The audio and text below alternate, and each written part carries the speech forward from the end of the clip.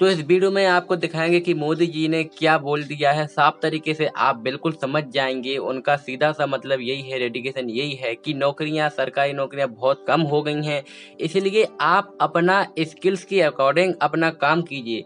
आप नया इनोवेशन कीजिए, आप खुद के बॉस बनिए और सोचें लोगों को रोजगार देने की। और ऐसा करने के लिए उन्होंने प्रेरित भी किया है और इसमें कुछ एग्जाम्पल भी दिए हुए हैं। क्या उन्होंने बोला है, आप इस वीडियो को देखेंगे तो आप पूरी तरह से आसानी से समझ जाएंगे। साथियों, कोरोना के इस संकट ने वर्क कल्चर के साथ ही नेचर ऑफ जॉब को भी बदल करके रख दिया है और बदलती हुई नित्य नूतन टेक्नोलॉजी ने भी उस पर प्रभाव पैदा किया है। नए वर्क कल्चर और नए नेचर ऑफ जॉब को देखते हुए हमारे युवा नई नई स्किल्स को तेजी से अपना रहे हैं। वैसे साथियों, कई लोग मुझसे पूछते हैं कि आज के दौर में बिजनेस और बाजार इतनी तेजी से बदलते हैं कि समझ ही नहीं आता रिलेवेंट कैसे रहा जाए। कोरोना के इस समय में तो ये सवाल और भी अहम हो गया है। साथियों, मैं इसका एक ही जवाब देता हूं। रिलेवेंट रहने का मंत्र है स्किल, रीस्किल और अपस्किल।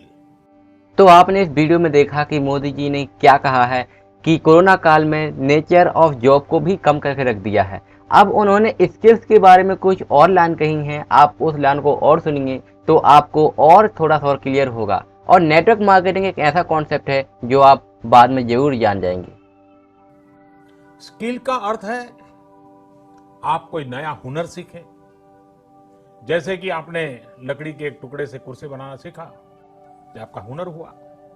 आपने लकड़ी के उस टुकड़े की कीमत भी बढ़ा दी, वैल्यू एडिशन किया, लेकिन ये कीमत बनी रहे इसके लिए नई डिजाइन, नई स्टाइल, यानी रोज कुछ नया जोड़ना पड़ता है। उसके लिए नया सीखते रहना पड़ता है और कुछ नया सीखते रहने का मतलब ही है रीस्किल।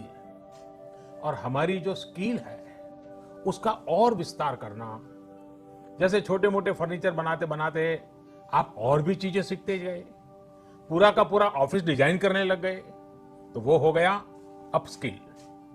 स्किल, रीस्किल और अपस्किल का ये मंत्र जानना, समझना और उसका पालन करना हम सभी के जीवन में बहुत महत्वपूर्ण है। वैसे जब मैं स्किल की बात करता हूं तो मुझे अपने बहुत पुराने जानने वाले हमेशा याद आते हैं।